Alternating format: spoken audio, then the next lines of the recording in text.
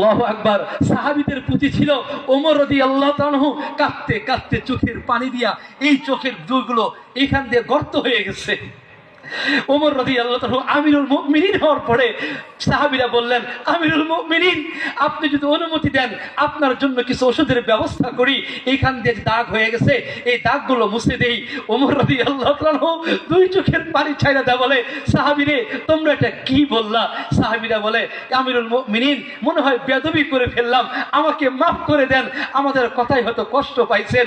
ওমর কয়, না না না সাহাবী, তোদের কথায় কষ্ট পাই নাই, কারণ আমি চাই না আমার এই দাগটা নষ্ট হয়ে যাক, এই দাগটা ভালো হয়ে যাক, কারণ আমার ওমরের কোন আমল যদি আল্লাহর কাছে কবুল না হয়, আমি ময়দানে হাসরে আল্লাহর কাছে বলবো, আল্লাহ আমার কোন আমল কবুল হয় নাই, কিন্তু আল্লাহ তোমার ভয়ে কাঁদতে কাঁদতে দুইটা চোখের দাগ বানায় নিয়ে আসছে।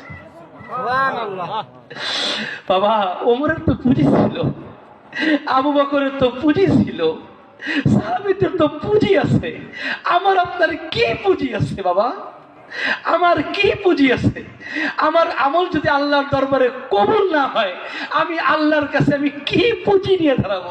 বাবা, তোমার কি পুঁজি আছে এরকম যে আল্লাহর কাছে তুমি দাঁড়ায় বলবা, আল্লাহ সারা জিন্দেগি বেহুদা কাটায় ফেলছি, কিন্তু একটা পুঁজি আমার এরকম আছে, এই পুঁজি কি আল্লাহর দরবারে দেখাইতে পারবেন বাবা?